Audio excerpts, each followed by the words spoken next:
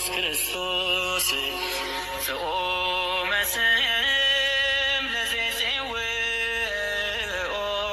ኢየሱስ ክርስቶስ ህብስተ ሕይወት ለዘይበልዖ ኢየሱስ ክርስቶስ ጽዋ መድኃኒት ለዘይሰትዮ ከመ ይባርኩነ ይፈኑ አራኦ ለዘባኢነ ይጽምዑ ወልተሁ ነሲኦ።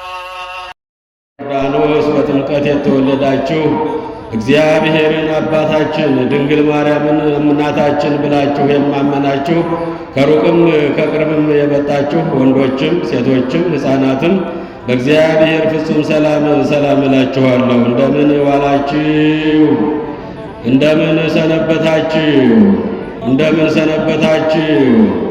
አባታችን አምላካችን ፈጣሪያችን በአባትነቱ በቸርነቱ በምሕረቱ በይቅርታው ሁላችንንም ጠብቆ በፍቅር ስቦ በረድኤቱ አቅርቦ በቅድስናው ስፍራ ለመሰብሰብ ያበቃን ቃሉንም ለመስማት የፈቀደልን የአባቶቻችን አምላክ የሁላችን ፈጣሪ በሰማይ በምድር በባህርና በየብስ ስሙ ይክበር ይመስገን፣ ይክበር ይመስገን።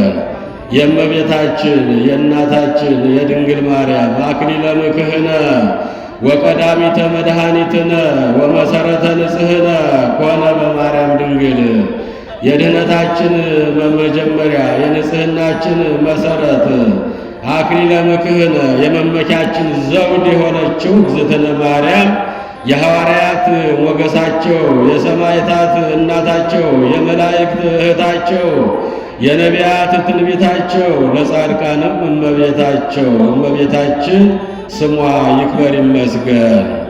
የሰማዕተ ልዳው የቅዱስ ጊዮርጊስ እንደተሰጠው ጸጋ ስሙ ይክበር ይመስገን። እንኳን በሰላም ጠብቆ አደረሳችሁ። አማን መነኑ ሰማዕት ጣዕማ ለዘዓለም ሰማዕታት የዚችን ዓለም ጣዕም በእውነት ናቁ። ወካው ደሞሙ በእንተ እግዚአብሔር ደማቸውንም ስለ እግዚአብሔር መንግሥት አፈሰሱ። ወታገሱ ሞተ መሪረ በእንተ መንግሥተ ሰማያት ስለ እግዚአብሔር መንግሥት መራራ ሞትን ታገሱ። ይህን ቃል የተናገረው ሊቁ አባታችን ቅዱስ ኤፍሬም ውዳሴ ማርያም የዘወትር ጸሎታችን ላይ ሁል ጊዜ የምንደግመው በሐሙስ ውዳሴ ማርያም ላይ የምናገኘው የእግዚአብሔር የአምላካችን ቃል ነው። አማን መነኑ ሰማዕት ጣዕማ ለዘዓለም ሰማዕታት ጻድቃን ቅዱሳን የዚህን ዓለም ጣዕም በእውነት ናቁ። ሹመቱን ናቁ፣ ሽልማቱን ናቁ፣ ዝናውን ናቁ፣ ስልጣኑን ናቁ። ወታገሱ ሞተ መሪረ መራራ ሞትንም ታገሱ።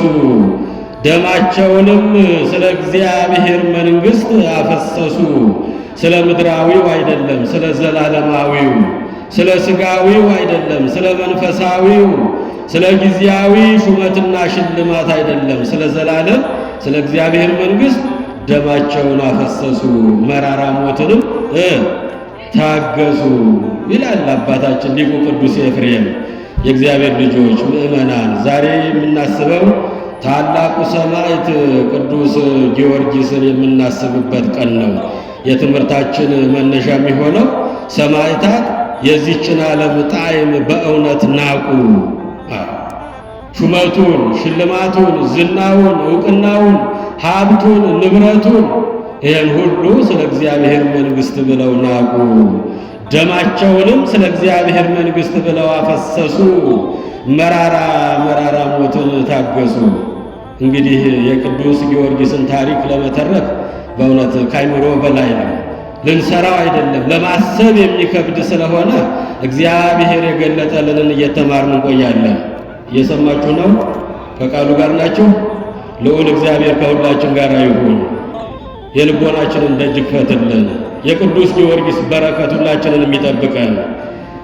ቅዱስ ጊዮርጊስ እንደ እግዚአብሔር ፈቃድ ልደቱን፣ እድገቱን፣ እምነቱን፣ ተጋድሎውን፣ ሰማዕትነት የተቀበለበትን እየተማርን እንቆያለን። ቅዱስ ጊዮርጊስ ማለት የሃይማኖት ገበሬ ማለት ነው። ምን አልኳችሁ? ጊዮርጊስ ማለት የሃይማኖት ገበሬ፣ ጊዮርጊስ ማለት ኮከብ ብሩህ የንጋት ኮከብ የአጥቢያ ኮከብ ማለት ነው። ጊዮርጊስ ማለት የልዳው ፀሐይ ማለት ነው። እየሰማችሁ ነው? የልዳው ፀሐይ፣ የሃይማኖት ገበሬ፣ የአጥቢያ ኮከብ፣ የንጋት ኮከብ፣ ሊቀ ሰማዕታት እያሉ ይጠሩታል አባቶቻችን። ሊቀ ሰማዕታት ተብሎም የተጠራው በዛሬው ቀን ነው። ሰው አይደለም ያወጣለት፣ ምድሪቱ የመሰከረችለት ነው። ቅዱስ ጊዮርጊስ ሊቀ ሰማዕታት የጊዮርጊስ የክርስቶስ ወታደር እያሉ ዛፉ፣ ቅጠሉ፣ መሬቱ፣ አፈሩ የመሰከረለት ሰማዕት ነው። ልደቱንም እድገቱንም እምነቱንም ተጋድሎውንም እያየን እንቆያለን። ልዑል እግዚአብሔር ምስጢሩን ጥበቡን ይግለጥልን። እንግዲህ ቅዱስ ጊዮርጊስ በጥር 2 ቀን በ277 ዓመተ ምህረት ተወለደ። መቼ አልኳችሁ? በ200 በጥር ስንት ቀን አልኳችሁ? ጥር ስንት ቀን? ጥር 2 ቀን በ277 ዓመተ ምህረት ከአባቱ ዘሮንቶስ ከእናቱ ቴዎብስተያ ተወለደ። እናቱና አባቱ እግዚአብሔርን የሚፈሩ በጎ ሥራ የሚሰሩ ለድሃ የሚራሩ እንዲህ አይነት ጸጋ የነበራቸው ናቸው። ባልና ሚስቱ እንደ አንድ ልብ መካሪ፣ እንደ አንድ ቃል ተናጋሪ ሆነው እግዚአብሔርን የሚፈሩ ነበሩ። በጎ ሥራን ያዘወትሩ ነበሩ። ለድሃ ይራሩ ነበሩ። መልካም ዛፍ መልካም ፍሬ ያፈራል በሉ እንጂ ተከታተሉ እንጂ እግዚአብሔር ልጆች። መልካም ዛፍ መልካም ፍሬ ያፈራል። መራራ ዛፍ መራራ ፍሬ ይሰጣል። ጣፋጭ ዛፍ ጣፋጭ ፍሬን ያፈራል። እንግዲህ ለቅዱስ ጊዮርጊስ መገኘት የእናትና የአባቱ ደግነት ነው። መሰረቱ ይሄ ነው። እግዚአብሔርን የሚፈሩ በጎ ሥራ የሚሰሩ ለድሃ የሚራሩ ዘሮንቶስና ቴዎብስተያ የሚባሉ ሁለት ባልና ሚስቶች ነበሩ። እግዚአብሔርን ይፈራሉ፣ ለድሃ ይራራሉ፣ በጎ ሥራን አብዝተው ይሰራሉ። 3 ልጆችን ነው የወለዱት የእግዚአብሔር ልጆች፣ 2 ሴቶችና ሊቀ ሰማዕታት ቅዱስ ጊዮርጊስን። የልዳው ፀሐይ የሃይማኖት ገበሬ ኮከብ ብሩህ ተብሎ የሚጠራውን ሰማዕቱን ጊዮርጊስን የወለዱ ሁለቱ ማንም ይፈሩ ነበሩ? እግዚአብሔርን የሚፈሩ ነበሩ። ናሁ ከመዝ ይትባረክ ብእሲ ዘይፈርሆ ለእግዚአብሔር። እነሆ እግዚአብሔርን የሚፈራ ሰው እንዲህ ይባረካል፣ በልጁ እንዲህ ይባረካል። በልጃቸው ተባረኩ። ዛሬ ስማቸው የሚነሳው ዘሮንቶስና ቴዎብስተያ የተባረከ ልጅ ስለሰጣቸው ነው። እግዚአብሔርን የሚፈራ በሃይማኖት የሚመሰክር በአደባባይ መከራ የተቀበለ እንዲህ አይነት ልጅ ስለወለዱ ነው። ናሁ ከመዝ ይትባረክ ብእሲ ዘይፈርሆ ለእግዚአብሔር።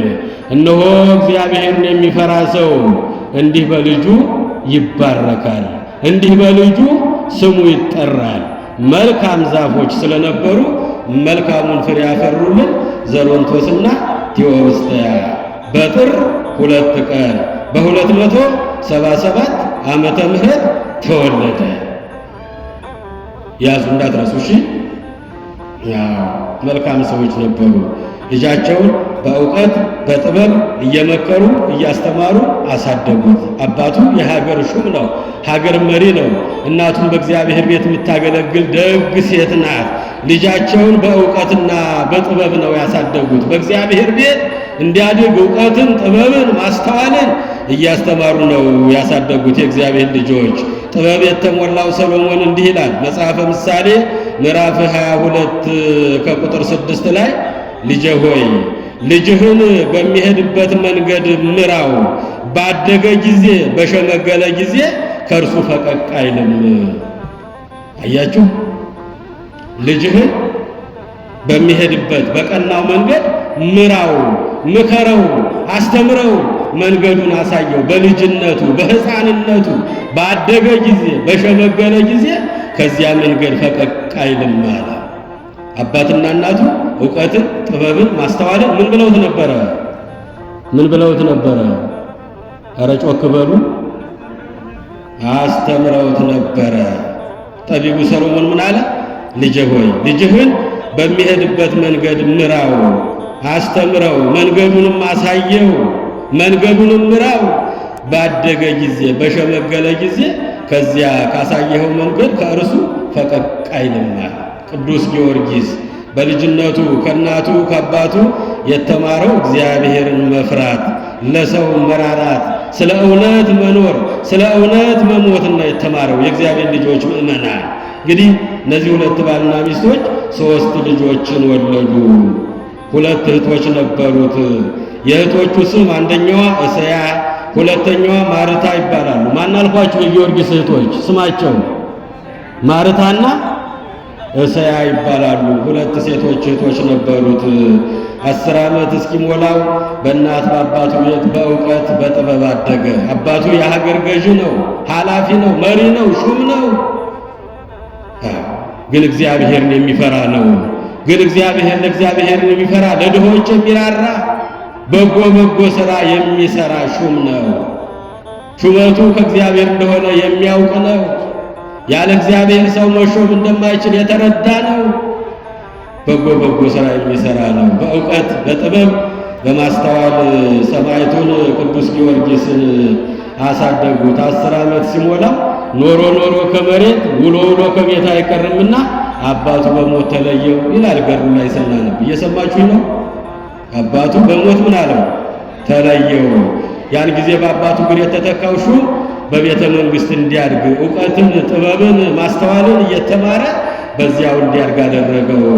20 ዓመት ሲሞላው የንጉሡን ልጅ ሚስት እንድትሆነው አጩለት። ቅዱስ ጊዮርጊስ ወደ አምላኩ ወደ እግዚአብሔር ይጸልይ ነበረ። እኔ ለክርስቶስ ሙሽራ እንጂ ምድራዊ ሙሽርነትን አልፈልግም አለ። አማን መነኑት ሰማዕት ጣዕመ ለዘዓለም። ሰማዕታት የዚህን ዓለም ጣዕም በእውነት ናቁ። አያችሁ እግዚአብሔር ልጆች፣ ሰማዕታት የዚችን ዓለም ጣዕሟን በእውነት ናቁ። ደማቸውንም ስለ እግዚአብሔር መንግሥት አፈሰሱ። ስለ መንግሥተ ሰማያት መራራውን ወታገዙ። ቅዱስ ጊዮርጊስ ወደ ፈጣሪው ይጸልይ ነበረ። የእግዚአብሔር ፈቃድ ደግሞ የክርስቶስ ሙሽራ እንዲሆን፣ ሰማያዊ ሙሽራ እንዲሆን ፈቃዱ ስለነበረ ያ ንጉሥ ሐሳቡን እያሰበ ሳለ ሳይጋቡ ንጉሡ አረፈ፣ በሞት ተለየ። እየሰማችሁ ነው? በሞት ተለየ። ቅዱስ ጊዮርጊስ 20 ዓመት ሞላው። ያን ጊዜ የአባቱን ሹመት ለመጠየቅ ወደዚያ ነገሥታቱ ወዳሉበት እነ ዱድያኖስ ወዳሉበት ሀገር 4 ሰዎችን አስከትሎ ወደዛች ሀገር መሄድ ጀመረ። እንግዲህ 20 ዓመት ሞልቶኛል፣ ለአቅመ አዳም ደርሻለሁ፣ የአባቴን ሹመት ተቀብዬ ሀገር እገዛለሁ፣ ሕዝቡንም በቅንነት እመራለሁ ብሎ ወደዚያች ሀገር 4 አሽከሮቹን አስከትሎ ሄደ። እየሰማችሁ ነው? 4 አሽከሮቹን አስከትሎ ወደዚያች ሀገር ሄደ። ቅዱስ ጊዮርጊስ 20 ዓመት ሲሆነው ጦር መወርወርን፣ ጋሻ መመከትን፣ ፈረስ መጋለብን ተምሮ ነበረ። የእግዚአብሔር ልጆች ወደ ጦር ሜዳ በሚሄድ ጊዜ እኔ ጊዮርጊስ የክርስቶስ ባሪያ መጣሁላችሁ በሚል ጊዜ ሁሉም ጥለው ይሸሹ ነበረ። ድል አድርጎ ይመለስ ነበረ። እግዚአብሔር በእሱ ላይ ኃይል ስለሆነው የሚመካ በማን ይመካ? በእግዚአብሔር ይመካ። ኃይል ያለው በኃይሉ፣ ጉልበት ያለው በጉልበቱ፣ ስልጣን ያለው በስልጣኑ፣ ሹመት ያለው በሹመቱ አይመካ። የሚመካ ቢኖር በእግዚአብሔር ይመካ አለ። የእግዚአብሔር ልጆች ምእመናን ወደ ንጉሡ ወደ ዱድያኖስ 4 ነገሥታቶችን አሽከሮቹን አስከትሎ ወደዚያች ሀገር ሄደ። ወደ ቤሩት የምትባል ሀገር ደረሰ። ቤሩት የምትባል ሀገር ደረሰ። በዚህ ጊዜ በጫካ ውስጥ ሲሄድ ያቺ ቢሩታዊት የምትባል የንጉሥ ልጅ በግንድ ላይ ታስራ አገኛት። ምን እየሰራሽ ነው? ከዚህ ጫካ ውስጥ ምን ትሰሪያለሽ? አላት። ልደቱን አይተናል፣ እድገቱን አይተናል። አሁን ደግሞ የእምነቱን ጽናት ልናይ ነው። ምን ትሰሪያለሽ እዚህ ጫካ ውስጥ እያለቀስሽ ቆምሽው? አላት። ታስሬ ቆሜያለሁ። ደራጎን የሚባል አምላክ አለ በዚህ ሀገር። የልጅ ደም ነው የሚገበርለት፣ የልጅ መስዋዕት ነው የሚቀርብለት። አሁን ሰዎቹ ሁሉ ልጆቻቸውን ጨርሰው ዛሬ የኔ ተራ ደርሶ ለሱ ምግብ እንደሆነ እዚህ ታስሬ ተቀምጫለሁ፣ እየጠበቅኩት ነው። አሁን የመምጫ ሰዓቱ ደርሷል፣ እየመጣ ነው አለችው።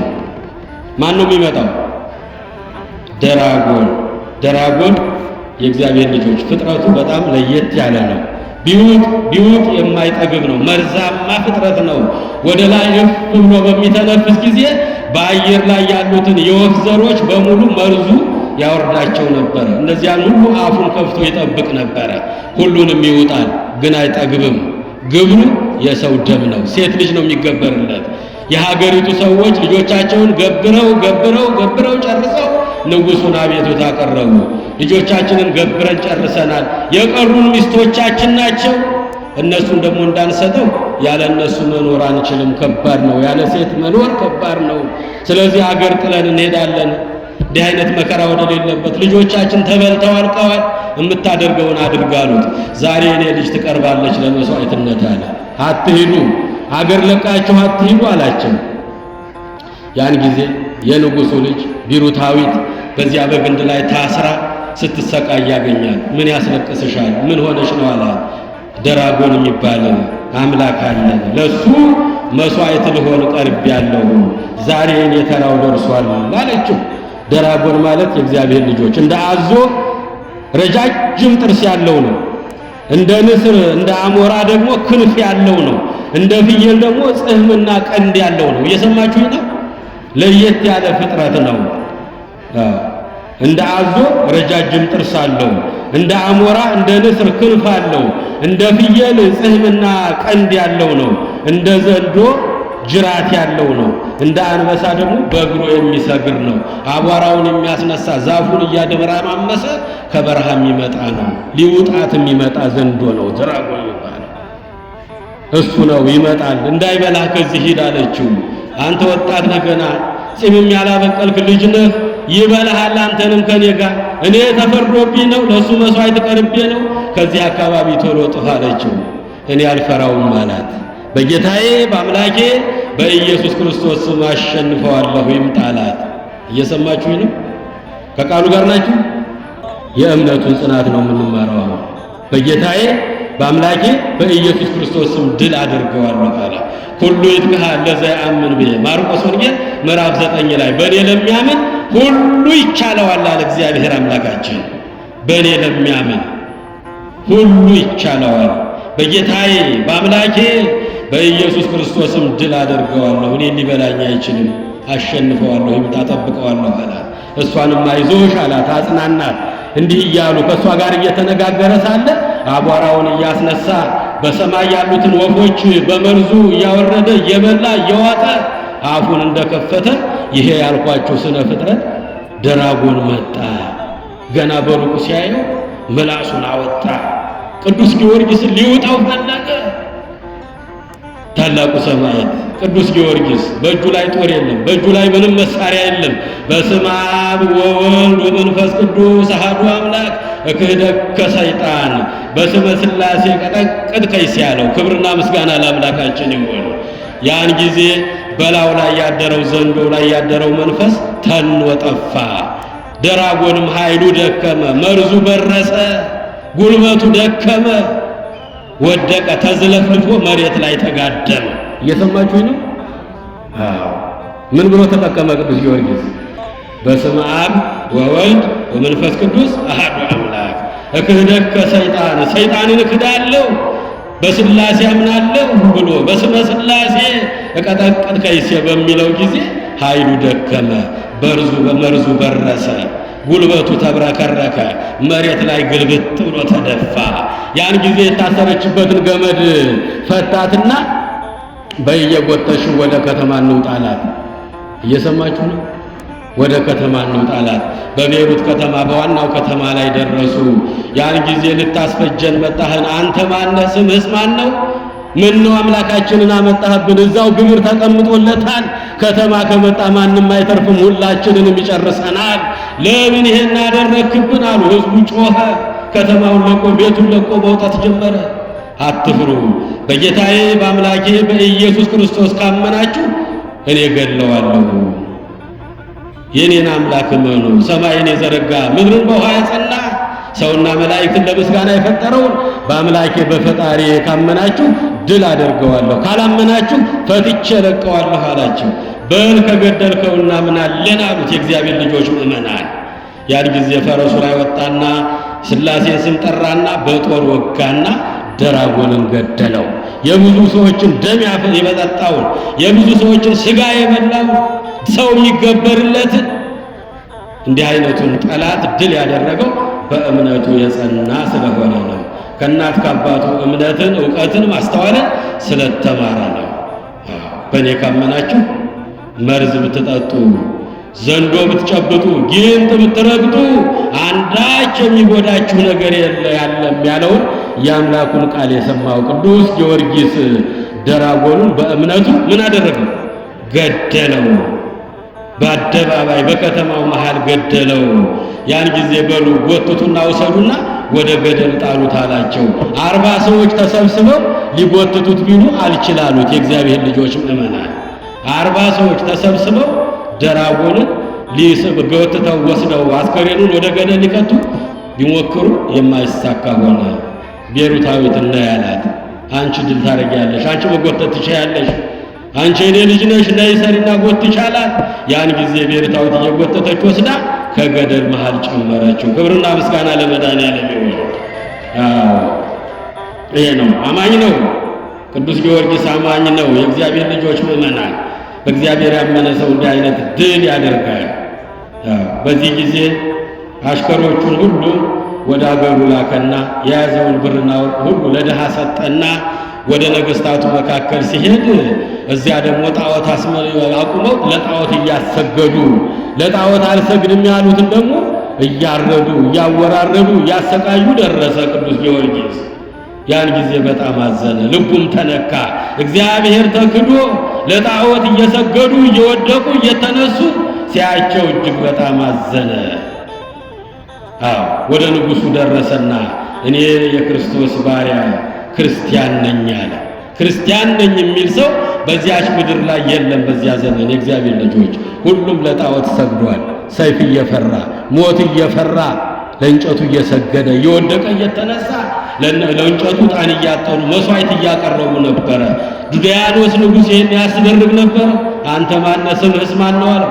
እኔ ክርስቲያን ነኝ፣ የክርስቶስ ባሪያ ነኝ። እኔ የምሰግደው ሰማዩን ምድሩን ባህሩን የብሱን ፈጥሮ ለሚገዛው ለልዑል እግዚአብሔር ነው። አንተ ላቆምከው ስዕል አልሰግድም፣ አንተም ጣዖትህም ርኩሳን ናቸው አለው። ክብርና ምስጋና ለመድኃኒዓለም ይሁን። ክርስቲያን ነኝ የሚል ሰው በጠፋበት ሀገር እኔ ክርስቲያን ነኝ አለ። በአደባባይ የወጣቱ ነው፣ የ20 ዓመት ወጣት ነው። የ20 ዓመት ወጣት ልጄ አለሁ ስትል የቆምክባት ምድር ሳትከዳ ቀኑ ሳይጨልምብህ ደስ የማያሰኝ ክፉ ቀናት ሳይደርሱብህ ልጄ በወጣትነት ፈጣሪህን አስብ። ጥበብ የተሞላው ሰሎሞን መጽሐፈ መክብብ ምዕራፍ 12 ቁጥር 14 ላይ አለሁ ስትል የቆምክባት ምድር ሳትከዳ ቀኑ ሳይጨልምብህ ደስ የማያሰኙ ቀኖች ሳይደርሱብህ ልጄ በወጣትነት ፈጣሪህን አስብ። ፈጣሪውን አመነ፣ ፈጣሪውን አሰበ። የምድሩን ሳይሆን የሰማዩን አሰበ። ጊዜያዊውን ሹመት ሽልማት ሳይሆን ዘላለማዊውን መንግሥተ ሰማያትን አሰበ። አያችሁ እግዚአብሔር ልጆች፣ ሰማዕታት የዚህን ዓለም ጣዕም ናቁ። ሰማዕታት የዚህን ዓለም ጣዕሙን፣ ደስታውን፣ ሹመቱን፣ ሽልማቱን፣ ዝናውን ተድሮ ተኩሎ መኖሩን የዚህን ዓለም ጣዕም ናቁ። ደማቸውንም ስለ እግዚአብሔር መንግሥት አፈሰሱ፣ ስለ መንግሥተ ሰማያትን መራራውን ሞት ታገሱ ብለን የተነሳ ነው። ከዚህ ተነስተን ነው የእግዚአብሔር ልጆች ምእመናን።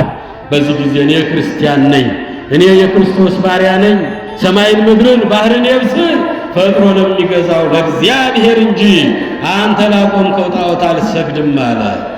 ንጉሡ ዱድያኖስ ተቆጣ። 3 ዓመት ሙሉ ሕዝቡን እያሰገድኩ መስዋዕት እያቀረብኩ ስኖር ክርስቲያን ነኝ የሚል ሰው በሀገሬ በኔ ግዛት አንድም ሰው አልነበረም። ይሄ ሰው ከየት መጣ? ጠይቁ፣ መርምሩልኝ አለ። እየሰማችሁ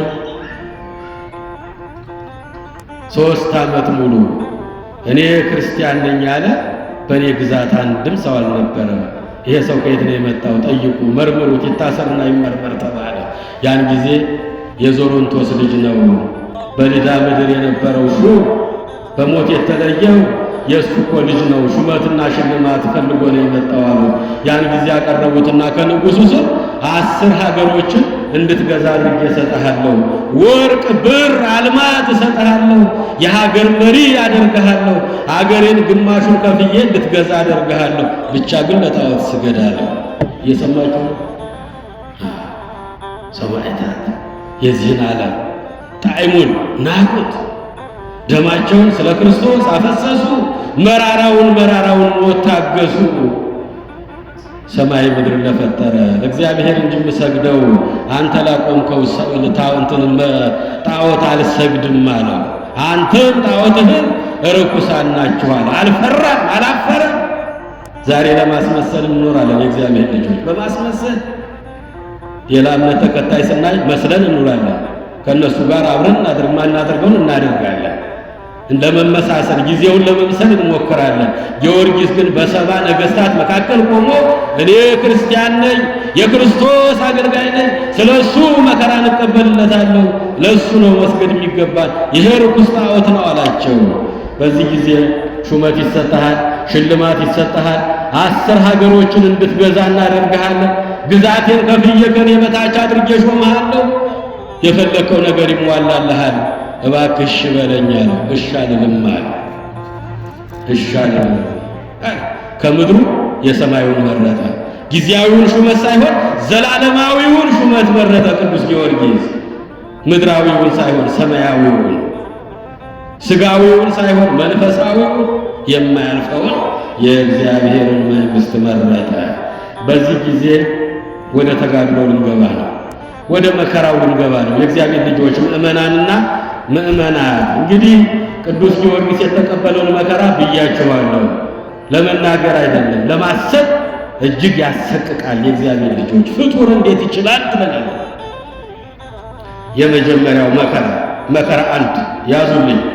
መከራ 1 የብረት ጫማ ተሰርቶለት በእግሩ ላይ ተበሳስቶ እንደ ወስፌ ያለ የብረት ጫማ ተደርጎለት ያንን እየረገጠ እንዲሄድ የእግሮቹ ጅማቶች እንዲበጣጠሱ በሚረግጠው ጊዜ የእግዚአብሔር ልጆች ምእመናን የብረት ጫማ አድርጉለትና በዚያ እንዲህ በእግሩ እንዲራመድ እየደበደባችሁት በእግሩ እንዲራመድ አድርጉት አላቸው።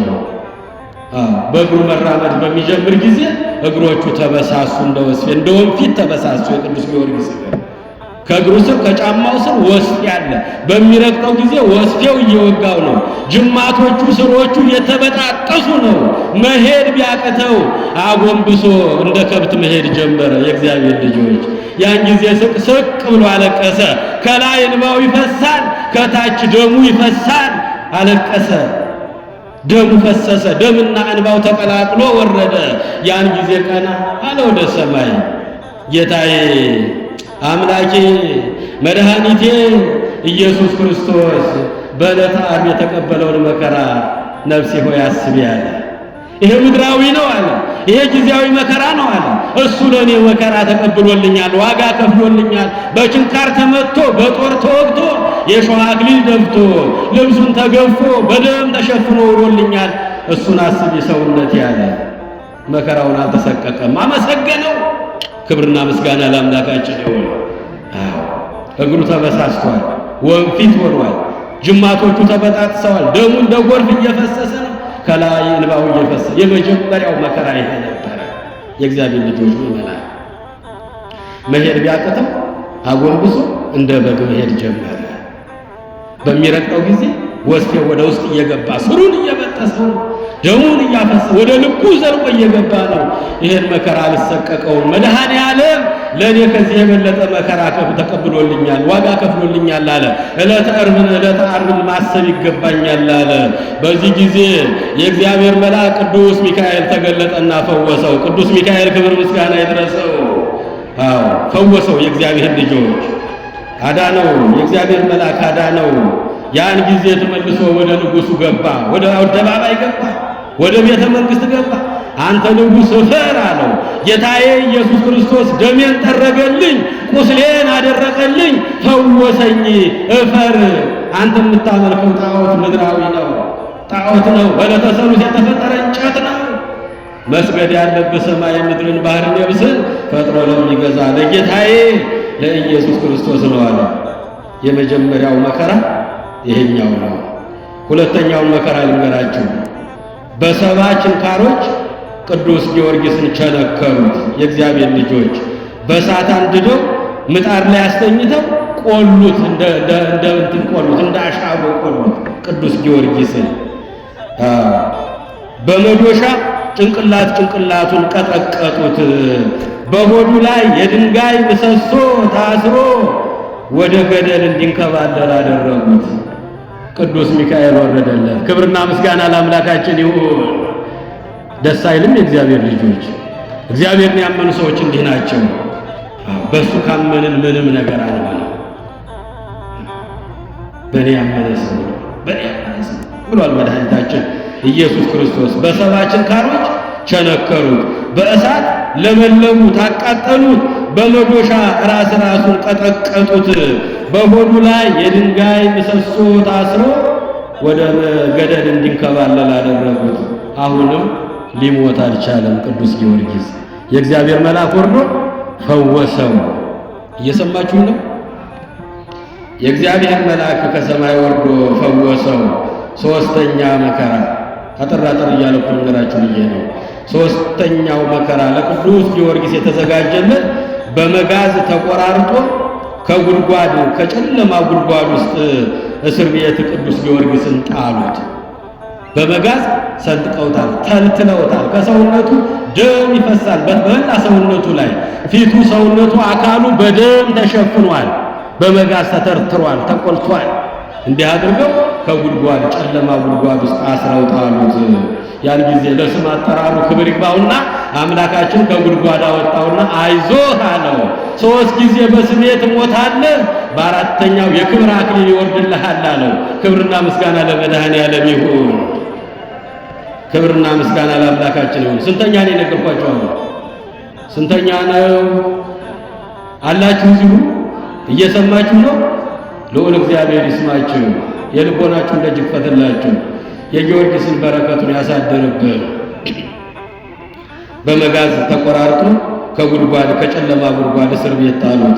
ያን ጊዜ አምላካችን ለስም አጠራሩ ጊዮርጊስ ናውጣ ብሎ ከወደቀበት ጉድጓድ ውስጥ አወጣው። ከጫጉላ ቤት ከሙሽራ ቤት እንደሚወጣ አድርጎ አይዞህ በርታ ጽና፣ 3 ጊዜ ሞትን ትቀምሳለህ፣ 7 ዓመት መከራ ትቀበላለህ፣ በ7ኛው ዓመት 7 የክብር አክሊል አወርድልሃለሁ ብሎ እግዚአብሔር አምላክ ወደፊት የሚጠብቀውን መከራ ሁሉ ነገረው። ተመልሶ ዱልያኖስ ስትቆመ አንተ ጨካኝ ንጉሥ፣ አንተ ደም አፍሳሽ፣ አንተ ክርስቲያኖችን ገዳይ ንጉሥ እፈር!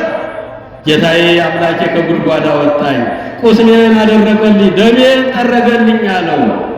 የእግዚአብሔር ልጆች ምእመናን፣ 3ኛው መከራ ይሄ ነበረ። 4ኛው መከራ ቢፈልጡት አይሞትም፣ ቢቆርጡት አይሞትም፣ ቢቆሉት አይሞትም፣ ዛፍ ላይ ቢሰቅሉት አይሞትም። የእግዚአብሔር ልጆች አሁን ምን እናደርጋሉ? በሀገሪቱ ያሉትን ጠንቋዮችን፣ አስማተኞች፣ መተተኞች እንዲፈለጉ የታወቀ ጠንቋይ ይምጣልኝ አለ። መርዝ በጥብጦ የሚያጠጣልኝ ይህን ሰው በመርዝ የሚገድልኝ ሰው ከተገኘ አለ። እስከዛ እስር ቤት እንዲቆይ ተባለ። በጉድጓድ ተጥሏል። ጨለማ እስር ቤት ውስጥ ወድቋል። በዚህ ጊዜ አትናሲዎስ የሚባል በሀገሪቱ ላይ አለ የተባለ ጠንቋይ ተመርጦ ወደ ንጉሡ ቤተ መንግሥት እንዲመጣ ተደረገ። እባክህን አንድ ሰው ሲገሉት ይነሳል፣ ሲቆርጡት ይነሳል፣ ሲቆሉት ይነሳል። በመከራ ሊሞት ነፍሱ ከሥጋ ልትለይ አልቻለችም። ስራየኛ ነው፣ መተተኛ ነው። እባክህ እሱን በመርዝ ግደልልኝ፣ የሚያስፈልግህን ስጦታ ይሰጥሃል አለው። ታዲያ ምን ችግር አለ? እኔ ሰማዩን ጠቅልለው ብትለኝ እጠቀልለዋለሁ፣ ምድርንም ሰንጥቃት ብትለኝ እሰነጥቃታለሁ። ምልክት ምን ታሳያለህ አሉት። ላም አምጡልኝ አለ። ላም አመጡና ከፊቱ አቆሙለት። በጆሮዋ እፍ ሲልባት ከላይ እስከታች ላሟን ትርትር አደረጋት። እንዲህ አደርግልሃለሁ ጊዮርጊስን አለ። እየሰማችሁ ማን ነው እሱ? መተተኛው፣ አስማተኛው፣ የአየር አጋንንት የሚጠራው በባህር ያሉትን በአየር ያሉትን ክፉ መናፍስትን የሚጠራ በክፉ መንፈስ በአጋንንት መንፈስ የተሞላ ላሚቱን አምጣልኝ ለምልክት ላሳይህ አለው። በአደባባይ በቤተ መንግሥት ላሚቱ እየተነዳች መጣች። በጆሮዋ አፍ ሲልባት ከላይ እስከታች ተተረተረችና ሁለት ቦታ ተሰነጠቀች። እንዲህ አደረገዋለሁ ጊዮርጊስን አለ። በል የሚገባውን መርዝ በጥብጥና የአጋንንትን ስም ጥራና ከዚህ ሰው ገላግለኝ እባክህን። አንድም ክርስቲያን ነኝ የሚል ሰው በሌለበት በእኔ ግዛት እኔ ክርስቲያን ነኝ እያለ ሲፈልጡት፣ ሲቆርጡት፣ ሲገርዱት መልሶ እየተነሳ ይሄ ስራዬኛ አስቸግሮኛልና እባክህ እሱን አጥፋልኝ አለው። መርዙ ተበጠበጠ። የአጋንንት ስም በሙሉ ተጠራ። በአየር ያሉ አጋንንት፣ በባህር ያሉ መናፍስት በሙሉ ተጠርተው በጽዋው ላይ ተደገመባቸው። ስማቸው ተጠራ። እንደ ላሚቱ ምን ሊሆን ሊተረተር ቅዱስ ጊዮርጊስ ሊሞት የእግዚአብሔር ልጆች ከእስር ቤት እንዲመጣ ተደረገ። ከአደባባይ በቤተ መንግሥቱ ጽዋው ተዘጋጅቷል። ያን ጊዜ ቅዱስ ጊዮርጊስን በል እንግዲህ እውነት አንተ የምታመልከው አምላክ ከሞት የሚያድን ከሆነ በልህን ጠጣውና ዳን አሉት። እጆቹ ታስረዋል፣ እግሮቹ ታስረዋል። የሚያማትብበት ነገር ቢያጣ ይላል መጽሐፍ፣ የሚያማትብበት ነገር ቢያጣ በግንባሩ በስመ አብ ወወልድ ወመንፈስ ቅዱስ አሐዱ አምላክ እክህደከ ሰይጣን፣ ሰይጣንን እክዳለሁ፣ በሥላሴ አምናለሁ፣ በስመ ሥላሴ ቀጠቅጥ ከይሴ ብሎ እፍ ሲልበት ያ መርዝ ወደ እርጎነት ተቀየረለት። ክብርና ምስጋና ለእግዚአብሔር ይሁን። እየሰማችሁ ነው? እዚሁ ናችሁ? ከቃሉ ጋር ናችሁ? ሌላ የተጠቀመው ኃይል የለም። የእግዚአብሔር ኃይል ይበልጣል። የእግዚአብሔር ልጆች ስናማትም መናፍስት ከኛ 40 ክንድ ይርቃሉ። በስመ አብ ብለን እጃችንን እንዲህ ወደ ላይ ስንዘረጋ በአየር ላይ ያሉት አጋንንት ይርዳሉ፣ ይንቀጠቀጣሉ። ወወልድ ብለን ወደ ታች ስናማትም ምድር ላይ የወደቁ ሰይጣናት መድረሻ ያጣሉ። ወመንፈስ ቅዱስ አሐዱ አምላክ ብለን በግራና በቀኝ ስናማትም ሊያተናኩሉን፣ ሊጥሉን፣ ከሰው ሊያጋጩን፣ ክፉ ሊያናግሩን የሚመጡ ሰይጣናት 40 ክንድ ይርቃሉ። ክብርና ምስጋና ለአምላካችን ይሁን። ሌላ ኃይል የለንም። ኃይላችን የሥላሴ ስም ነው። የሥላሴ ስም ነው። በስመ አብ ወወልድ ወመንፈስ ቅዱስ አሐዱ አምላክ። በአብ በወልድ በመንፈስ ቅዱስ በሥላሴ አምናለሁ፣ ሰይጣንን እክዳለሁ አለ። እፍ ሲልበት ወደ እርጎነት ተቀየረለት። ያ መርዝ እንደ ላሚቱ ሰንጥቆ ተርትሮ ይገለዋል ተብሎ የተዘጋጀለት የእግዚአብሔር ልጆች ምዕመናን፣ በዚህ ጊዜ አጠጡኝ አለ። ደቅደቅ ካርጎ ቅዱስ ጊዮርጊስ ጠጣው። ፊቱ ከፀሐይ 7 እጅ አበራ ይላል። ክብርና ምስጋና ለመድኃኒዓለም ይሁን። ፊቱ ከፀሐይ 7 እጅ አበራ። ማንን ስላመነ ነው? ይሄ እግዚአብሔርን ስላመነ የዓለምን ሹመትና ሽልማት እንደ ጉድፍ ስለቆጠረው ወአሃዌ የታፍቅርዎ ለዓለም ወይዘሃሉ ውስተ ዓለም። ሐዋርያው ቅዱስ ዮሐንስ በመልእክቱ በአንደኛ መልእክቱ ምዕራፍ 2 ላይ የእግዚአብሔር ልጆች ምዕመናን ቅዱስ ዮሐንስ በመልእክቱ ይህንን ዓለም አትውደዱት፣ ምዕራፍ 2 ቁጥር 15 ላይ ልጆቼ፣ ወንድሞቼ፣ እህቶቼ፣ አባቶቼ፣ እናቶቼ ይህንን ዓለም አትውደዱት፣ ሹመቱን፣ ሽልማቱን፣ ሀብቱን፣ ዝናውን፣ ዕውቅናውን አትውደዱት፣ በዓለም ያለውን ሁሉ አትውደዱት።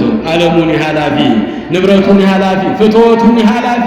ዓለሙ ኃላፊ ነው፣ ንብረቱ ኃላፊ ነው፣ ፍትወቱ ፍላጎቱ ኃላፊ ነው፣ ስልጣኑ፣ ሹመቱ፣ ዝናው፣ ዕውቅናው ኃላፊ ነው።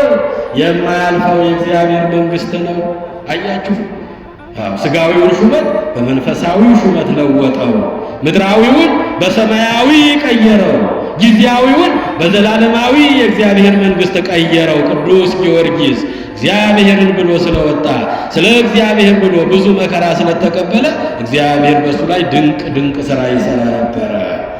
በአብ በወልድ በመንፈስ ቅዱስ አንድ አምላክ በሥላሴ አምናለሁ ሰይጣንን እክዳለሁ ብሎ ያን ጊዜ አማት ወፍ ሲልበት ወደ እርጎነት ተቀየረለት። ደቅደቅ አድርጎ በሚጠጣው ጊዜ ካሁን ተተርትሮ ይሞታል፣ ይሰነጠቃል እያሉ ሲጠብቁ ፊቱ ከፀሐይ 7 እጅ አበራ። ክብርና ምስጋና ለአምላካችን ይሁን። እልል አትሉም እንዴ?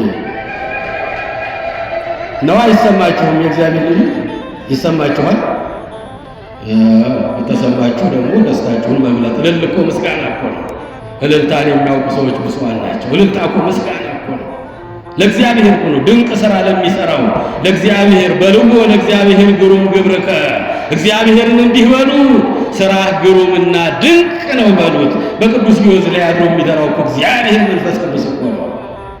አያችሁ እግዚአብሔር ልጆች፣ ፊቱ ከፀሐይ 7 እጅ አበራ። አራተኛው ታሪክ ይሄ ነው። አራተኛው ተጋድሎ ይሄ ነው። አምስተኛ ሊያባብሉት ሞከሩ። እባክህን ከኔ በታች ሆነህ ንጉሥ አረጋለሁ፣ የምትፈልገውን ያህል ስልጣን የምትፈልገው ቦታ ደርሳለሁ። እባክህ ይበቃሃል ጊዮርጊስ፣ እኛም ተንገላታን፣ አንተም ተሰቃየህ፣ ይበቃሃል እንግዲህ እባክህ እሺ በለን፣ ለአጵሎን ስገድ አሉት። አልሰግድም። ሰማይን ምድርን ባህርን የብስን ፈጥሮ የሚገዛ የሚያድን የሚገድል የሚሰጥ የሚነሳ የሚሾም የሚሽር እግዚአብሔር ብቻ ነው። አንተም ጣዖትህም ርኩሳን ናችሁ አለው። ያንተ አምላክ ምን ተአምር ያሳያል? እስኪ ተአምር ንገረኝ አሳየኝ አለ። ምን አልኳችሁ? ያንተ አምላክ ምን ተአምር ያደርጋል? እስኪ ተአምር አድርግና አሳየኝ አለው። ያን ጊዜ 70 ነገሥታት የተቀመጡበት የእንጨቱን ወንበር አለምልሞ ዛፍ ሆኖ ቅጠል እንዲያወጣ አደረገው። ክብርና ምስጋና ለእግዚአብሔር ይሁን። የተቀመጡበት የእንጨት ወንበር ደረቁ ወንበር ቅጠል አውጥቶ ለምልሞ አብቦ ፍሬ አፍርቶ ይህንን ተአምር አሳያቸው። ሊያምኑ ግን አልቻሉም። የተቀመጡበት ደረቁን ወንበር አለምልሞ ቅጠል እንዲያወጣ አድርጎ አሳያቸው። ነገር ግን ሊያምኑ አልቻሉም። እንደገና ሌላ ተአምር አሳየን አሉት። ከሞቱ 430 ዘመን የሆናቸው አፈር ትቢያ የሆኑ የእግዚአብሔር ልጆች ወደ አቧራነት ወደ አፈርነት የተቀየሩትን ከሞት አስነስቶ አሳያቸው። ነገር ግን ሊያምኑ አልቻሉም። እንዳያዩ ዓይናቸው ታውሯል፣ እንዳይሰሙ ጆሮአቸው ደንቁሮ ነበረ። 430 ዘመን ያለፋቸውን አፈር ትቢያ የሆኑትን የሞቱትን ሰዎች መሬቲቱን ባርኮ ተነስተው ምስክርነት እንዲሰጡ አደረጋቸው። ነገር ግን ሊያምኑ አልቻሉም። እየሰማችሁ ነው? ሊያምኑ አልቻሉም። ስንት ዓመት አልኳቸው? ከሞቱ 430 ዘመን የሆናቸውን ከሞት አስነስቶ የኔ አምላክ ይሄን ያደርጋል። የሞተ ያነሳል፣ የወደቀ ያነሳል፣ የታመመ ይፈውሳል፣ ይሰጣል፣ ይነሳል፣ ያድናል፣ ይገድላል፣ ይሾማል፣ ይሽራል። ይሄ ነው የኔ ፈጣሪ። በሉ መኑ ይሄው የሞቱ ተነስተው ያያችሁ ነው አላቸው። እነሱ ግን ሊያምኑ አልቻሉም። ያ ግን አትናስዮስ የሚባለው ያ አስማተኛው ጠንቋዩ ግን ቅዱስ ጊዮርጊስ ፊቱ እንደ ፀሐይ ሲያበራ የእግዚአብሔር ኃይል ምን ያህል እንደሆነ ተረድቶ በቅዱስ ጊዮርጊስ እግር ላይ ድፍት ብሎ በአንተ አምላክ አምኛለሁ አለ። ክብርና ምስጋና ለአምላካችን ይሁን። ጠንቋዩ፣ አስማተኛው፣ መተተኛው የአየሩን አጋንንት የባህሩን መናፍስት ሁሉ እየጠራ ብዙ ሰዎችን የሚያበላሽ የሚገድል በሽተኛ የሚያረግ የታወቀ በአገሪቱ ላይ ያለው አትናስዮስ የሚባል ጠንቋይ ቅዱስ ጊዮርጊስ ያን መርዝ ጠጥቶ ፊቱ ከፀሐይ 7 እጅ ሲያበራ አየና በአንተ አምላክ ከዛሬ ጀምሮ አምኛለሁ። የአንተ አምላክ ነው መግደል ማዳን የሚችለው የአንተ አምላክ ነው፣ የኔ ግን ሐሰት ነው። ቅዱስ ጊዮርጊስ ማረኝ ብሎ ከቅዱስ ጊዮርጊስ እግር ላይ ድፍት ብሎ አለቀሰ። ቅዱስ ጊዮርጊስ መሬቲቱን ቢረግጣት ይላሉ መጽሐፉ፣ መሬቲቱን ሲረግጣት ውሃ ፈለቀ፣ ጸበል ፈለቀ። ወደ እግዚአብሔር ሲያመለክት ከ12ቱ ሐዋርያት አንዱ የሆነው ሐዋርያው ቅዱስ ማትያስ ወረደለት። ያንን አትናስዮስ የሚባለውን ጠንቋይ አጥምቆ የሰማዕትነት አክሊል እንዲወርድለት አደረገ። ክብርና ምስጋና ለመድኃኔዓለም ይሁን። በሰማዕትነት ሞተ። የቅዱስ ጊዮርጊስ አምላክ እውነተኛ አምላክ ነው። የሚያድን የሚገድል የጊዮርጊስ አምላክ ነው። እኔ ብዙ ሰው ገድያለሁ፣ ብዙ ሰው አበላሽቻለሁ። በእሱ ላይ ያደረው ግን የእግዚአብሔር ኃይል ታላቅ ነው። እውነተኛው አምላክ የቅዱስ ጊዮርጊስ አምላክ ነው አለ። በአደባባይ አንገቱን ተቆርጦ በሰማዕትነት ጥር 23 ቀን ምን አለ? አረፈ ይላል ገድሉ ስታነቡት። ጥር 23 ቀን ያ ጠንቋዩ፣ ያ መተተኛው፣ ያ አስማተኛው በቅዱስ ጊዮርጊስ ላይ ያለውን ኃይል ተመልክቶ በቅዱስ ጊዮርጊስ አምላክ አምኛለሁ፣ የሚገድል የሚያድን እሱና እሱ ብቻ ነው። ቅዱስ ጊዮርጊስ ሆይ ማረኝ፣ ይቅር በለኝ አለ። ቅዱስ ጊዮርጊስን ከወደቀበት አንስቶ መሬቲቱን ረግጦ ጠበል አፍልቆ ወደ እግዚአብሔር አመልክቶ ሐዋርያው ማትያስ እንዲመጣ አድርጎ እሱ አጥምቆት ወዲያው ሰማዕትነትን ተቀብሎ በሰማዕትነት ጥር 23 ቀን አረፈ። አምስተኛው ተአምር ይሄ ነው። የእግዚአብሔር ልጆች ምእመናን እየሰማችሁ ነው? ከቃሉ ጋር ናችሁ? ስድስተኛውን ተአምር ነው። ስድስተኛው ተአምር ቅዱስ ጊዮርጊስ ቢፈልጡት አልሞት አለ፣ ቢቆርጡት አልሞት አለ፣ ጉድጓድ ቢጥሉት ከጉድጓድ ይወጣል።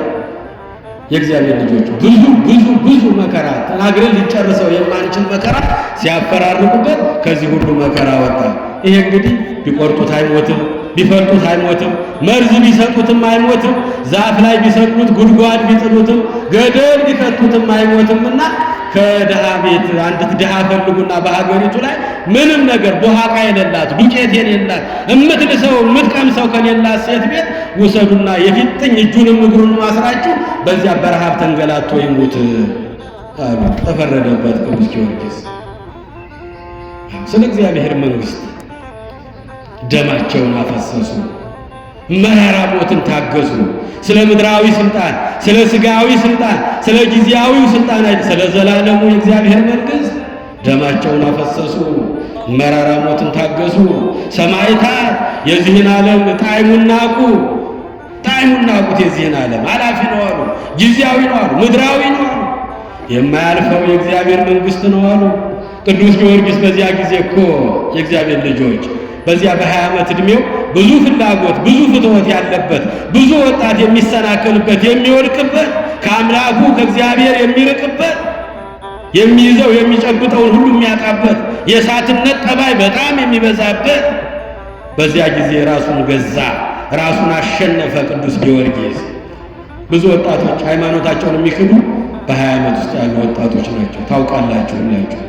ፍላጎታቸው ፍትወታቸው ብዙ ስለሆነ ጥቅመኞች ስለሆኑ ራስ ወዳዶች ስለሆኑ ለመታወቅ ለማደግ ዝነኛ ለመሆን ለመዳር ለመኳል ለመሾም ብዙ የሚሮጡበት ዕድሜ ነው ያ ዕድሜ።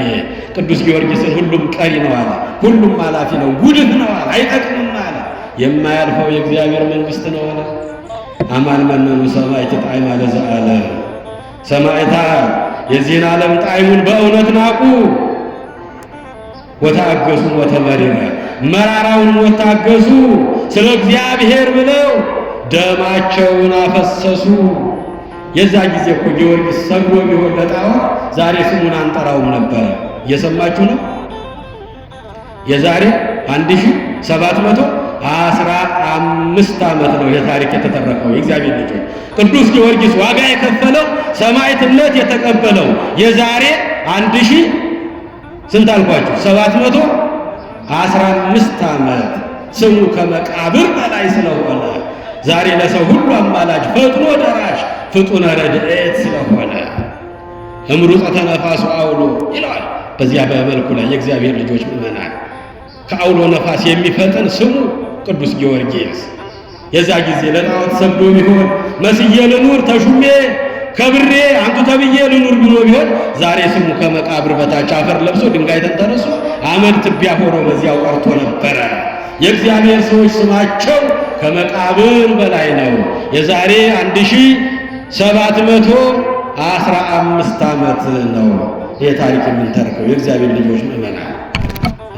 ስድስተኛው መከራ ከዚያች ድሃ ቤት ምንም ከሌላት የሚላስ የሚቀመስ ከሌላት ሴት ቤት ውሰዱና የፊጥኝ እጁንም እግሩንም አስራችሁ ከደረቅ ግንድ ላይ አጣብቃችሁ አስራችሁ እዛው ተሰቃይቶ ይሙት፣ እንዳትፈቱት እዚያው ይሙት በቃ አሉ።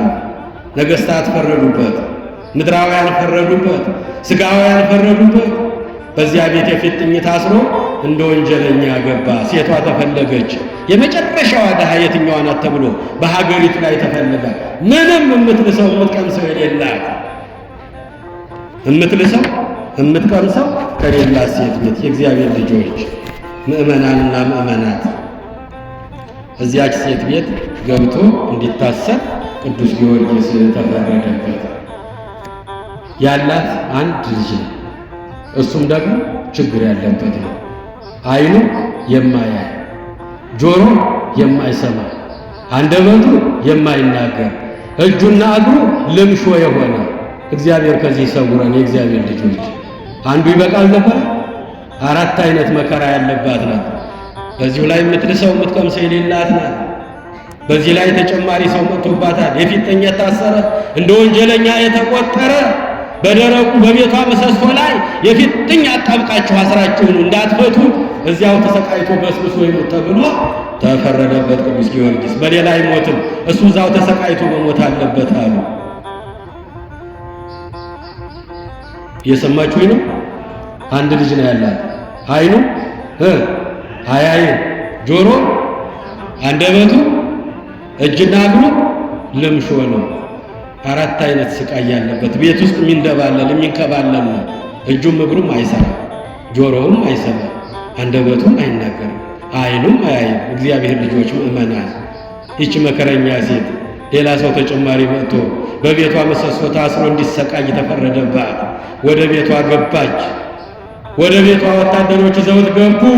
ቅዱስ ጊዮርጊስን ከምሰሶ ከደረቁ ግንድ ላይ አጣብቀው የፊጥኝ እጁንም እግሩንም አስረው ሲወጡ ያ የቅዱስ ጊዮርጊስ ሰውነት ያን ምሰሶ ያን ደረቁን ግንድ ሲነካው ያ ደረቅ ግንድ ወደ ላይ 15 ክንድ ጨምሮ ከከተማው ከፍ ብሎ ዛፍ ሆኖ አብቦ ለምልሞ ፍሬ አፈራ ይላል። ክብርና ምስጋና ለቅዱስ ጊዮርጊስ ይሁን።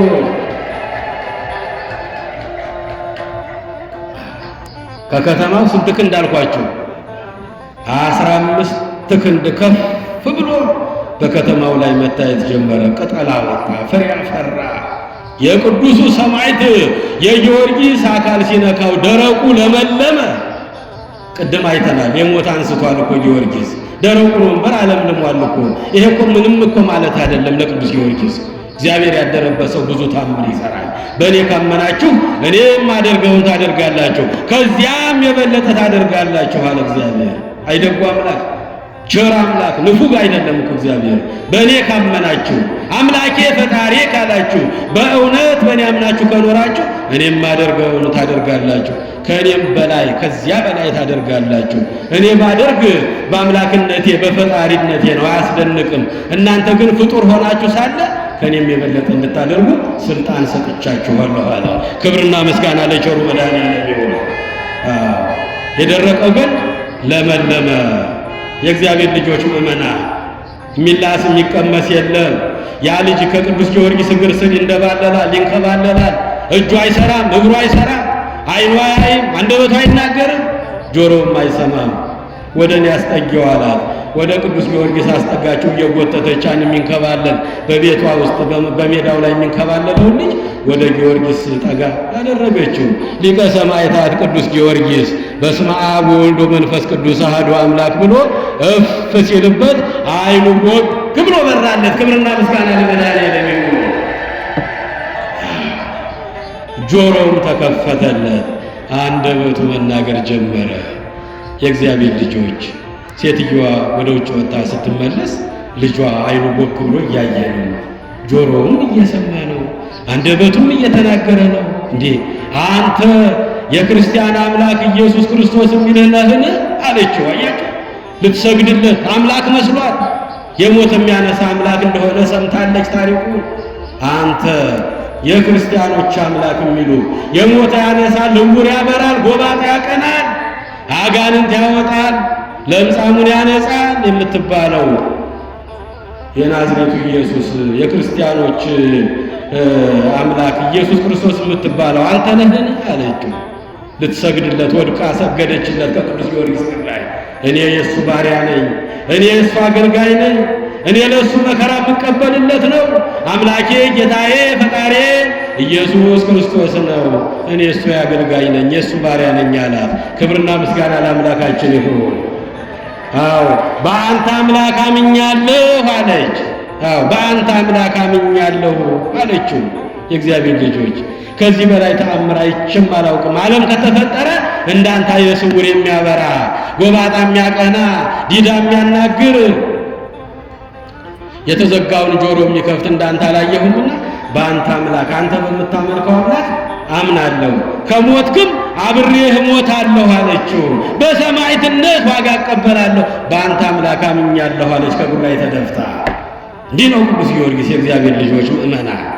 እንዲህ አድርጎ ቤቷን በበረከት ሞላላት። ያ ባዶ የነበረው ማድጋው ቤቱ የዱቄቱ የዘይቱ በሙሉ ጊዮርጊስ ገብቶ ከቤቷ ሲታሰር ቤቷ በበረከት ተትረፍረፍ ብሎ ሞላላት። ክብርና ምስጋና ለቅዱስ ጊዮርጊስ ነው። ያ በሰባተኛ ደረጃ ሰዓቱ እንዳይመሽብን ጠጋ ጠጋ ላድርገው። የእግዚአብሔር ልጆች የታሰረበት ግንድም ለምልሞ 15 ክንድ ወደ ላይ ለምልሞ ታየ። ዲዳው ተናገረ፣ ደንቆሮ ሰማ፣ አይኑ በራ፣ ልምሾ ብድግ ብሎ ከእናቱ ጋር መቦረቅ ጀመረ። የእግዚአብሔር ልጆች ምእመናን እንግዲህ ወደ ዛሬው በዓል እንምጣ።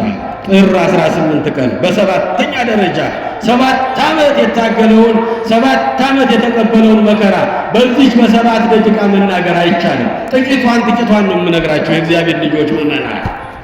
ጥር 18 ቀን ቢቆርጡት አልሞት አለ፣ ቢፈልጡት አልሞት አለ፣ ቢሰቅሉት አልሞት አለ፣ ቢቆሉት አልሞት አለ። ሰውነቱን ቆራርጠው እንደ ሽንኩርት ከትፈው እንደ ድንች ልጠው እንደ ጎመን ቀርድደው የእግዚአብሔር ልጆች ምእመናን፣ አቤት የሰው ልጅ ጭካኔ አያችሁ! ምን አጥፍቶ ነው? ምን ወንጀል ሰርቶ ነው? ሰርቆ ነው? ቀምቶ ነው? አታሎ ነው? እኔ ክርስቲያን ነኝ በማለቱ እኮ ነው።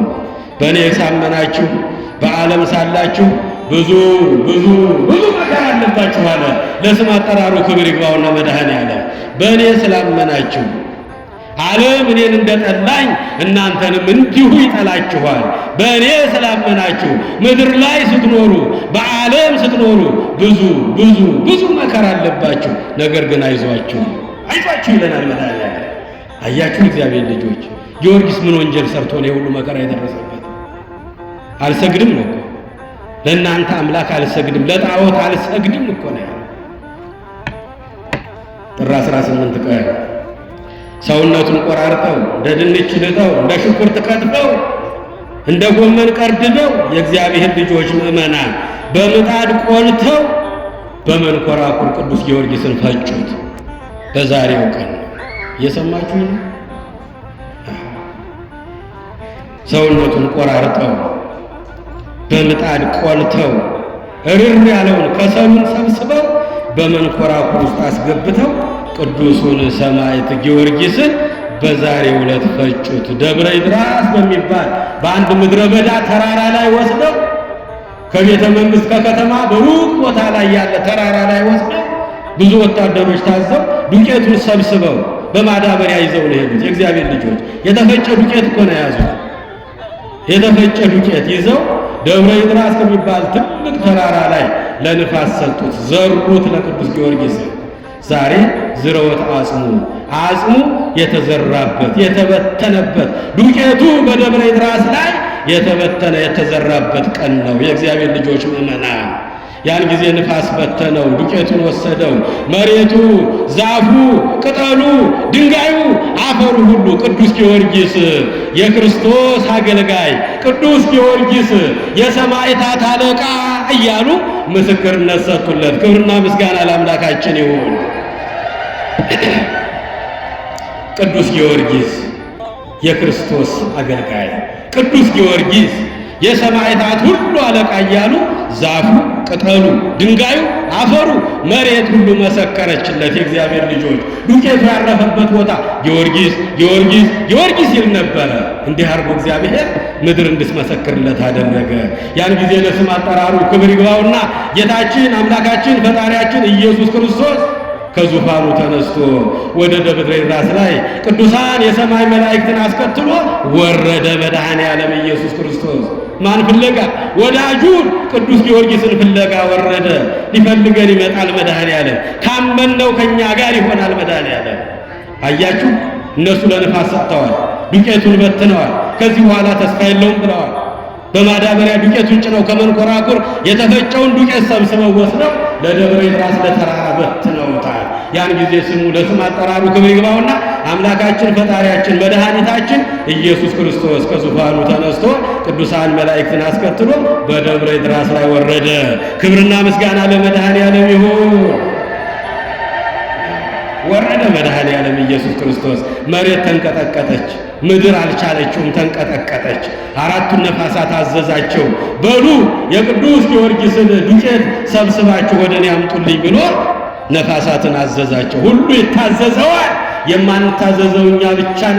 ነፋስ ይታዘዘዋል፣ ባህር ይታዘዘዋል፣ እሳት ይታዘዘዋል፣ ሰማዩ ምድሩ ሁሉ ይንቀጠቀጣል የኢየሱስ ክርስቶስም ሲነሳ። እኛ ግን ዛሬ እንሸቅጥበታለን። የእግዚአብሔር ልጆች ምእመናን፣ ሲወርድ መሬት ተንቀጠቀጠች፣ መቆም አልቻለችም፣ ራደች። ነፋሳትን አዘዛቸው። በሉ ሰብስቡና የወዳጄን በእኔ ስም የተፈጨውን የተዘራውን ዱቄት የሆነውን የጊዮርጊስን ሥጋ ሰብስባችሁ አምጡ አላቸው። ነፋሳት ይታዘዙታል። ሽው ሽው ሽው አደረጉና የተበተነውን ዱቄት የሆነውን አጽሙን ሰበሰቡና መድኃኔዓለም እግር ስር ሰብስበው አስቀመጡት። ዱቄቱን አዳምን የፈጠሩ እጆቼ፣ አንተንም የሰሩ እጆቼ፣ ወዳጄ ጊዮርጊስ ይሄ የመጨረሻ አይደለም፣ በልተነስ አለው መድኃኔዓለም። ከጫጉላ ቤት ከሙሽራ ቤት እንደሚወጣ ብድግ አለ ቅዱስ ጊዮርጊስ። ክብርና ምስጋና ለመድኃኔዓለም ይሁን። ብድግ አለ ቅዱስ ጊዮርጊስ ከጫጉላ ቤት። አምላኩ ጠራው፣ ተነስ አለው። አትሞትም፣ ይሄ የመጨረሻው አይደለም፣ የመጨረሻ አይደለም አለው። በዛሬው ቀን አምላካችን ከሰማይ ደብረ ይድራስ ላይ የወረደበት ቅዱስ ጊዮርጊስ የተፈጨውን የተዘራውን ዱቄቱን በነፋስ ሰብስቦ አምላካችን እንደገና ሕይወት እንዲኖረው አድርጎ በልተነስ ገና ይጠብቃል ምስክርነት፣ ሂድና አሳፍረው ዱልያኖስን አለው። የእግዚአብሔር ልጆች ከጫጉላ ቤት እንደሚወጣ ብድግ አለና መድኃኔዓለም እግር ላይ ድፍት አለና ሰገደለት። መድኃኔዓለምም እቅፍ አደረገና 3 ጊዜ ግንባሩን ሳመው ይላል። ክብርና ምስጋና ለቸሩ መድኃኔዓለም ይሁን። እግዚአብሔር የወደደውን ምን ማለት ይቻላል? እግዚአብሔር ልጆች ያከበረውን ማን ሊያዋርደው ይችላል? የሾመውን ማን ሊሽረው ይችላል? ከፍ ያደረገውን ማን ዝቅ ሊያደርገው ይችላል? ቢፈጩት፣ ቢዘሩት፣ ቢቆሉት፣ ቢቀቅሉት፣ ቢፈልጡት፣ ቢቆርጡት የማይሞት ቅዱስ ጊዮርጊስ እግዚአብሔር ከሱ ጋር ስለሆነ ነው። እግዚአብሔር ከሱ ጋር ስለሆነ ነው። የእግዚአብሔር ልጆች ወዳጄ ጊዮርጊስ አዳምንም የፈጠሩ እጆቼ፣ አንተንም የሰሩ እጆቼ ናቸው። በልተነስ ገና ይቀርሃል ተጋድሎ አለው። ሂድና ዱልያኖስን 70 ነገሥታትን አሳፍራቸው አለው። ያን ጊዜ ከጫጉላ ቤት እንደሚወጣ ከመድኃኔዓለም እግር ስር ብድግ አለና በፈጣሪው እግር ስር ወድቆ ሰገደ። ያን ጊዜ ቅፍ አደረገና ወዳጄ ጊዮርጊስ እንደወደድከኝ ወደድኩህ፣ እንዳከበርከኝ አከበርኩህ ብሎ 3 ጊዜ ግንባሩን ሳመው። ክብርና ምስጋና ለቸሩ መድኃኔዓለም ይሁን። የዛሬው በዓል ነው የምነግራችሁ። የዛሬው በዓል ይሄ ነው። የእግዚአብሔር ልጆች መድኃኒታችን ደብረ ይድራስ ላይ የወረደበት የተፈጨው የተዘራው ዱቄቱ ተሰብስቦ እንደገና ሕይወት አግኝቶ እንደገና ለተጋድሎ የወጣበት እሱን ዘርተው እሱን ፈጭተው እሱን ለንፋስ ሰጥተው ወደ ነገሥታቱ የምስራች ሊናገሩ ሲመለሱ ወታደሮቹ እሱ በብርሃን ሰረገላ ቀድሟቸው በቤተ መንግሥት ቆሞ ተገኘ። ክብርና ምስጋና ለመድኃኔዓለም ይሁን። አንተ አላዊ ንጉሥ እፈር አለው። እፈር፣ አስፈጨኸኝ፣ ለንፋስ ሰጠኸኝ፣ አዘራኸኝ፣ አስፈለጥከኝ፣ አስቆረጥከኝ፣ በምጣድ አስቆላኸኝ።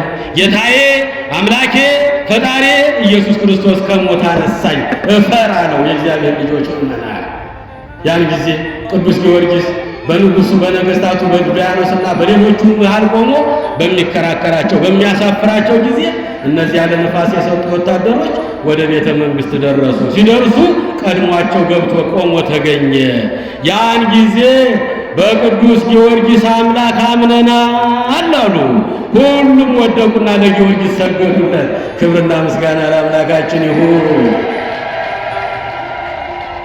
ብንሞትም ብንድንም በቅዱስ ጊዮርጊስ አምላክ አምነናል። ከሞት የሚያነሳ ከወደቁበት የሚያነሳ ከተፈለጡበት የሚያነሳ እንደ ቅዱስ ጊዮርጊስ አይነት አምላክ የለምና በቅዱስ ጊዮርጊስ አምላክ አምነናል። የምታደርጉትን እርምጃ በእኛ ላይ ውሰዱ አሉ። ያን ጊዜ በቤተ መንግሥት ሁሉንም አንገታቸውን ቀሏቸው። የእግዚአብሔር ልጆች ሁሉም በሰማዕትነት አረፉ። የክብር አክሊልም ወረደላቸው። ጊዮርጊስ ሞቶ ሲነሳ ብዙ ሰዎች ያምኑ ነበረ። ብዙ አሕዛቦች ወደሱ ይመለሱ ነበረ። እንዲህ እያደረገ 7 ዓመት ቅዱስ ጊዮርጊስ ተጋድሎ እየፈጸመ በዛች ሀገር ላይ ኖረ። ቅዱስ ጊዮርጊስ እንግዲህ ሚያዝያ 23 ቀን የመጨረሻውን ሰማዕትነት አምላካችን ጊዜው እንደደረሰ ነገረው።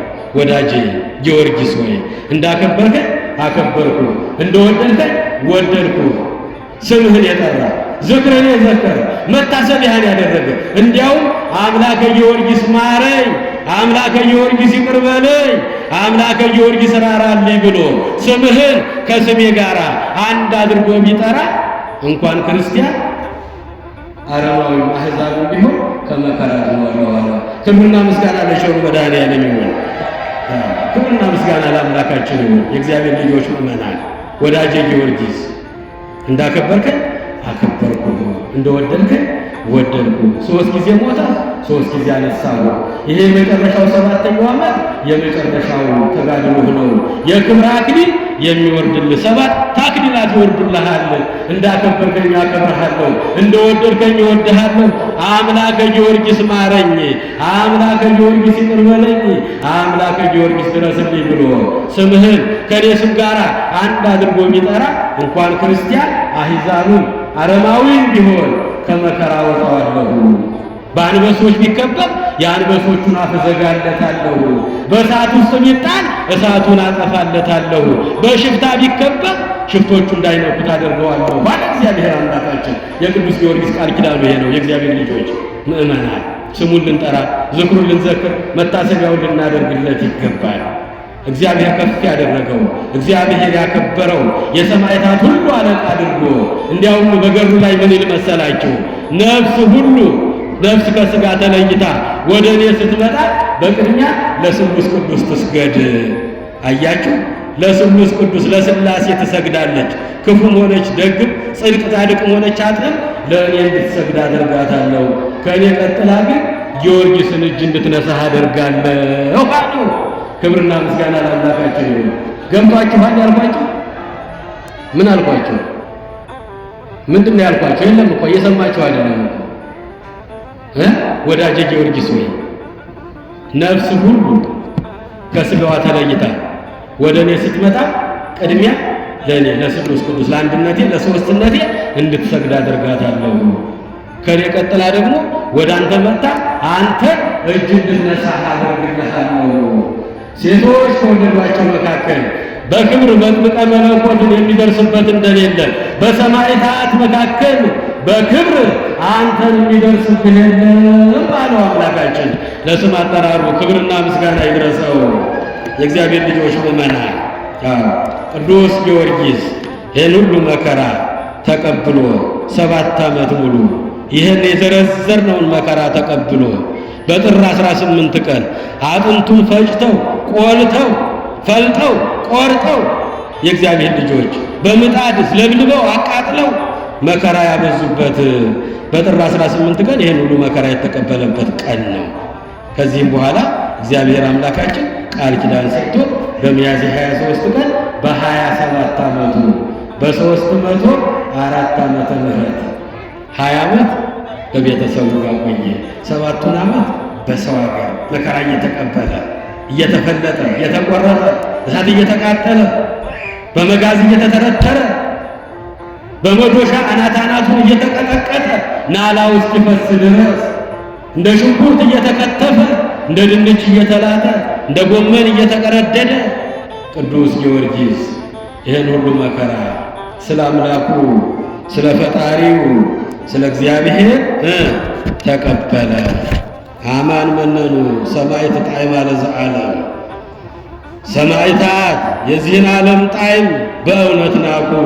ሹመቱን፣ ሽልማቱን፣ ዝናውን፣ ዕውቅናውን፣ ሀብቱን፣ ንብረቱን በእውነት ናቁ። የእግዚአብሔር ልጆች ምእመናን ደማቸውንም ስለ እግዚአብሔር መንግሥት አፈሰሱ። ስለ መንግሥተ ሰማያትም መራራውን ሞት ታገሱ ይላል አባታችን ሊቁ ቅዱስ ኤፍሬም።